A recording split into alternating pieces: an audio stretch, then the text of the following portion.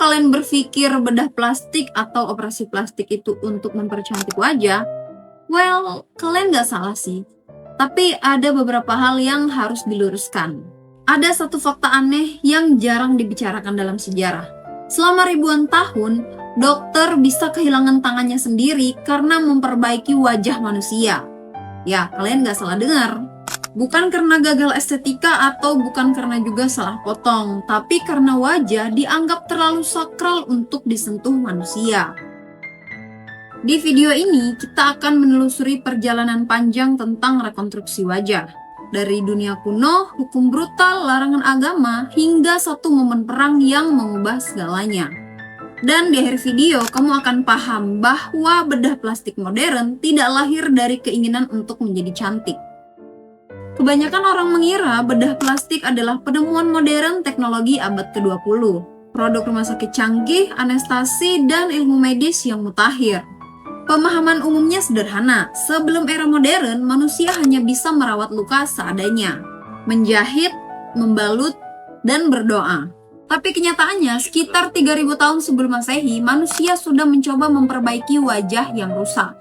Di Mesir kuno, pengetahuan medis yang tercatat dalam papirus Edwin Smith yang diyakini menyalin tradisi yang jauh lebih tua menunjukkan pendekatan rasional tentang cedera wajah.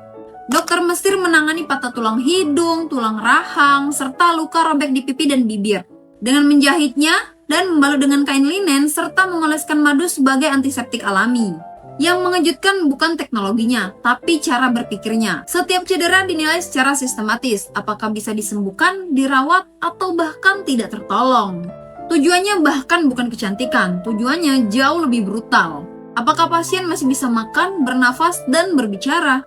Mesir, wajah bukan sekedar bagian tubuh, wajah adalah bagian dari alam semesta. Tubuh yang utuh dianggap penting untuk menjaga keseimbangan alam semesta. Memperbaiki wajah berarti mengembalikan tatanan sosial dan spiritual. Artinya, sejak awal rekonstruksi wajah bukan soal estetika, tapi soal posisi manusia di dunia. Ketika kita bergerak ke Yunani dan Romawi kuno, ceritanya terlihat lebih ilmiah. Inilah peradaban yang seringkali disebut fondasi ilmu kedokteran barat. Nama seperti Hippocrates sering diposisikan sebagai titik awal rasionalitas medis, seolah-olah sebelum itu semuanya gelap dan primitif. Namun bahkan di Yunani dan Roma, rekonstruksi wajah tetap berjalan di batas ekstrim. Hippocrates pada abad ke-5 sebelum Masehi sudah mencatat cara menangani patah tulang rahang dan hidung. Tekniknya mengejutkan karena sangat mirip dengan prinsip dasar bedah modern. Mengembalikan posisi tulang, menstabilkan rahang dengan ikatan gigi, dan menggunakan penyangga untuk mencegah deformitas. Semua itu dilakukan tanpa anestesi, tanpa antiseptik, dan tanpa pemahaman tentang bakteri. Kemudian di Alexandria, tokoh seperti Heropilos dan Erasistratus mulai membedah tubuh manusia untuk memahami anatomi. Heropilos bahkan dikenal sebagai bapak anatomi karena diseksinya membuka pemahaman tentang struktur otot, tendon, dan pembuluh termasuk di wajah. Di Roma, Aulus Cornelius Celsus menuliskan semua ini dalam The Medicine. Ia menjelaskan teknik rinoplasti sederhana dan perbaikan deformitas wajah lengkap dengan alat bedahnya. Namun, ada batas yang tidak pernah dilewati. Fokus utama tetap fungsi bukan pada bentuk. Bernafas, makan, berbicara, bukan simetri, bukan keindahan. Rekonstruksi wajah di dunia Greco-Romawi adalah transisi, bukan revolusi. Manusia mulai berpikir soal koreksi anatomi, tapi belum berani mengubah wajah sepenuhnya. Dan disinilah ironi sejarah muncul. Peradaban yang paling berani mengubah wajah manusia sepenuhnya bukan Yunani ataupun Roma, melainkan India kuno. India kuno seringkali tidak masuk narasi utama dalam sejarah medis dunia barat. Padahal disinilah teknik rekonstruksi wajah berkembang secara radikal di dunia kuno.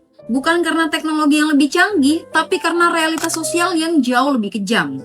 Di India kuno, pemotongan hidung adalah hukuman pidana dan sosial. Kehilangan hidung berarti kehilangan kehormatan. Dari kondisi inilah lahir Susruta Samhita, teks medis abad ke-6 sebelum Masehi yang dikaitkan dengan tokoh bernama Susruta. Susruta tidak hanya menulis teori, ia juga menulis langkah-langkah praktis rekonstruksi hidung secara detail. Bagian hidung yang hilang diukur, kulit diambil dari bagian pipi atau dahi, tetap terhubung supaya aliran darah tetap terjaga. Kulit itu kemudian dibentuk dan dijahit ke wajah. Tabung kecil dimasukkan ke lubang hidung supaya pasien tetap bisa bernafas. Dan teknik ini dikenal sebagai pedicle flap. Prinsipnya masih digunakan dalam rekonstruksi wajah bedah modern. Yang membuat India kuno berbeda adalah keberaniannya. Rekonstruksi wajah tidak dianggap melawan kehendak ilahi, justru dianggap mengembalikan martabat manusia. Susruta menekankan pelatihan, kebersihan luka, serta perawatan pasca operasi. Pendekatannya sistematis, terdokumentasi, dan maju jauh melampaui zaman. Ilmu ini kelak menyebar ke dunia Islam lalu ke Eropa. Tapi ironisnya, Eropa butuh waktu berabad-abad untuk menggunakannya kembali. Di Mesopotamia, ceritanya berbalik arah. Ini adalah peradaban dengan hukum tertulis paling tua. Dan justru karena itu, rekonstruksi wajah hampir tidak berkembang. Dalam Kode Hammurabi, dokter yang gagal melakukan operasi bisa dihukum amputasi tangan. Jika pasien meninggal atau cacat, dokter ikut rusak. Artinya, praktik bedah besar, terutama di wajah, menjadi langkah terakhir yang harus dihindari sebisa mungkin.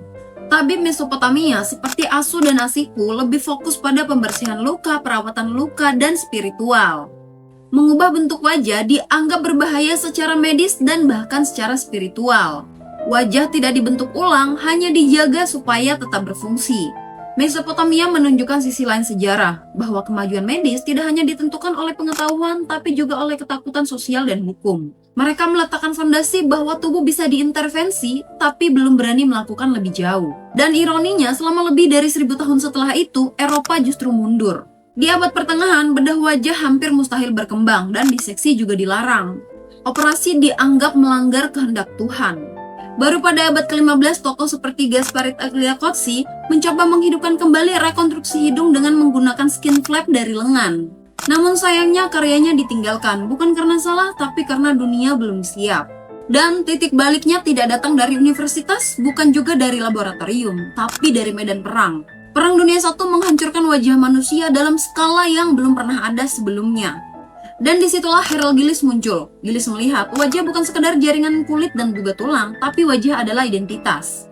Dengan wajah yang rusak, manusia bisa kehilangan jati diri. Dengan teknik pedicle flap dan pendekatan penyatuan fungsi, bentuk, dan pemulihan psikologis, Gillis mengubah segalanya. Bedah wajah tak lagi soal bertahan hidup, tapi soal mengembalikan manusia. Dan justru disitulah pertanyaan besar muncul. Apakah bedah plastik puncak kemajuan medis modern?